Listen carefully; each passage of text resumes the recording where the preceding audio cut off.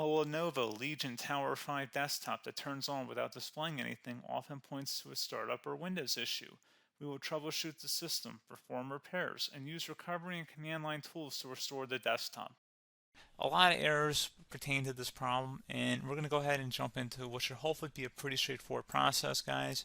And we're going to go ahead and jump right into it. First thing I'd recommend doing would be to actually go ahead and boot to the troubleshooting utility on Windows 11. So if you do a hard power off 3 times in a row, Windows should automatically attempt to launch the startup repair utility. And if it doesn't find anything, it will give you the option to select advanced settings, in which case it will take you to a screen that looks like this.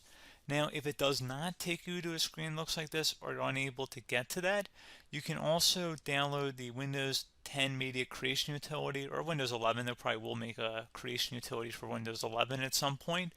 And it doesn't really matter, you can actually run the Windows 10 utility on Windows 11 as far as I'm aware. And you should be able to run the troubleshooting utilities built in within it. So you just would go ahead and download it to an ISO file and then burn it to a DVD or USB. It'd have to be about 4 gigabytes or more. It couldn't be a small USB flash drive, and it couldn't be a CD. It'd have to be a DVD.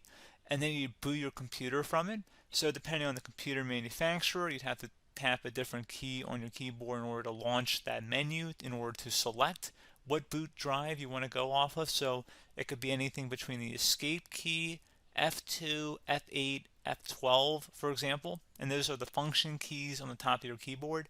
So you may have to just do a little bit of trial and error. Shouldn't take you more than a couple minutes. Googling it would probably be best before you even begin. But anyway, we're ready to go ahead and jump right into it.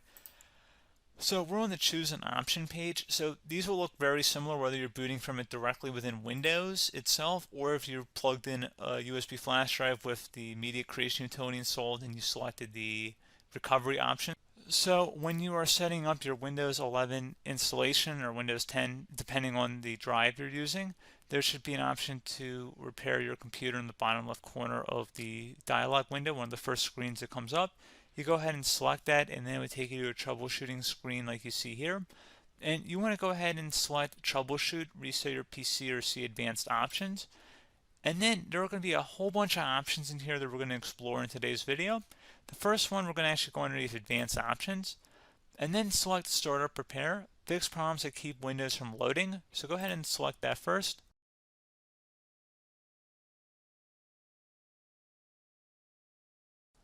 Okay, so you can see it could now repair our PC. That was our first option we could try. Something else, if we go back into advanced options here and then select troubleshoot, we're going to go underneath advanced options again. You can go ahead and actually access safe mode by selecting startup settings. And then if you select the restart button, you have the option on the screen select safe mode with networking, which will give you a key on the screen. It'll tell you which key to press to enter that. I believe it's the F7 key. It'll do that for you. I'm not going to go over that in today's tutorial because I don't really want to go into safe mode, but you're more than welcome to attempt that by going into here and then selecting restart. Again, it'll launch another screen. It'll say what key do you want to press, and it'll give you like 7 or 8 different options, and you want to select safe mode with networking. There's also an option for a command prompt too, but that's going to be something we're going to cover later in this video, and we don't even have to go through that in order to access it. So that's why I'm not going to really push for that, because unless you know exactly what's causing the problem, you probably don't need to go into safe mode. Unless you're trying to recover files, in which case then you definitely can go into safe mode, but we're trying to actually recover our computer here. So I hope that makes sense.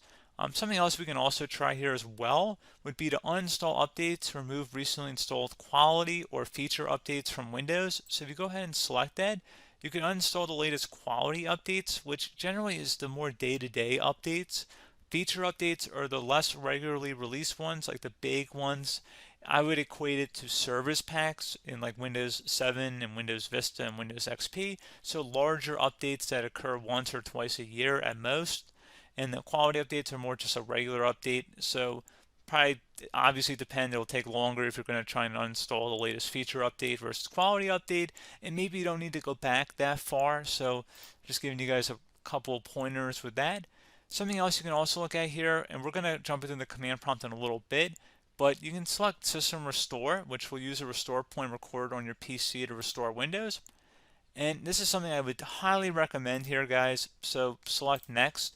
Assuming you have a restore point saved on your computer, you go ahead and select the most recently created one, and you'll select next, and then you'll select the drive. You shouldn't actually have to select the drive. You can scan for affected programs, but we're going to keep it all default here, and then we're going to select finish.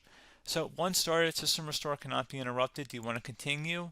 I think we're going to select yes. I don't think we have anything better to do on our computer right now, so just give it a moment here to initialize. It will take a couple minutes to run, obviously depending on how large your hard drive is and how much is saved on the system restore point.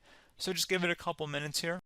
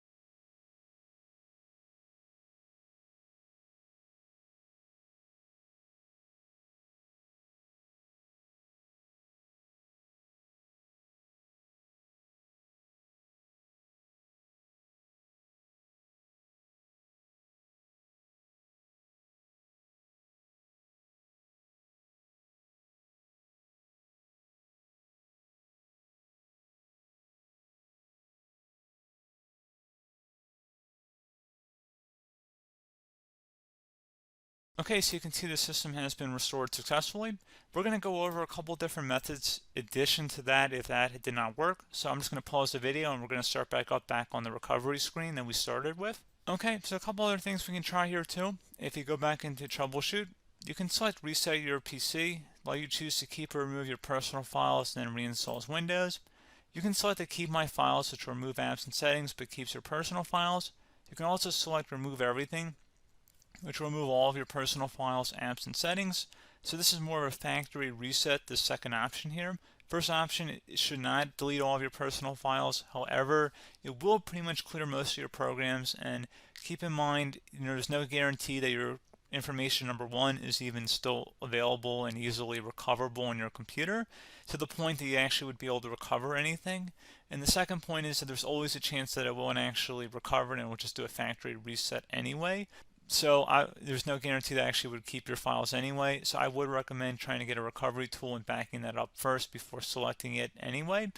But again, those are a couple different options. And then something else you can try here if you go back to the choose an option. Another option, if you go underneath choose an option and select troubleshoot, advanced options, and now select where it says command prompt. Okay, so the first thing we should do is type our main hard drive here. In most cases, it should be the C drive. So you just do a C colon and then hit enter on your keyboard.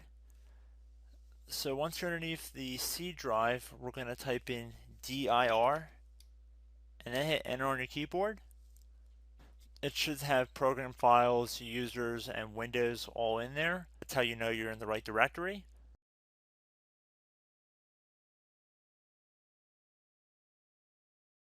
In some cases, it might be the D drive as well, so just keep that in mind.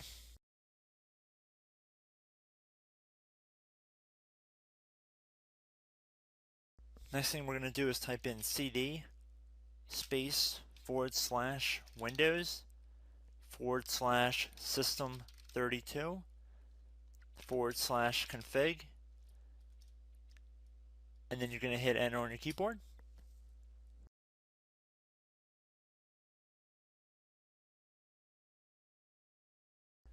So now you're going to type md space backup. If you've seen other tutorials, it might also say to put down md backup. That's because the backup name is pretty common when you want to back something up. So you can name this whatever you want, doesn't have to be backup. So if you've already made a backup folder in the past, you could do backup 1, for example. So once you're done setting the name you want the backup to be called, hit enter on your keyboard again.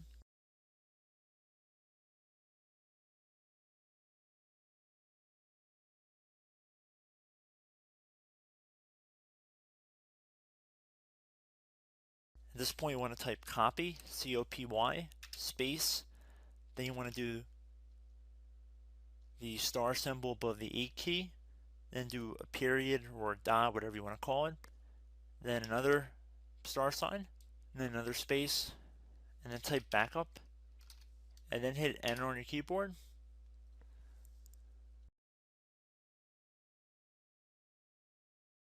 Now you want to type cd reg back, R-E-G-B-A-C-K,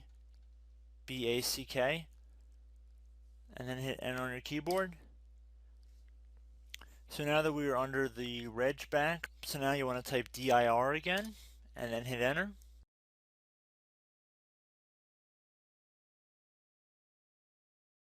So now at this point we're going to type copy again. So copy, space, star sign,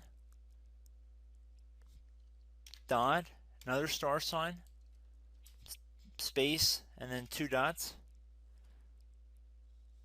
So we're going to type copy, space, star sign, dot, sign, star sign, dot, dot, and then hit enter on your keyboard again. So for overwrite, you want to overwrite all. So type A on your keyboard, so capital A, and then hit enter on your keyboard.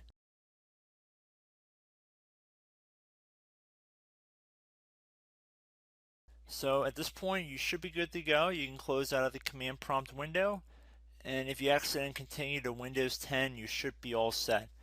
So I hope one of these 3 or 4 different methods we went through in this tutorial helped you guys out. Again, I'm not sure if you guys heard me earlier, but try to go back into your safe mode if possible and uninstall any programs you know might be conflicting with the Windows startup if you can get into safe mode. So just keep that in mind. Something very simple like that could be blocking up everything.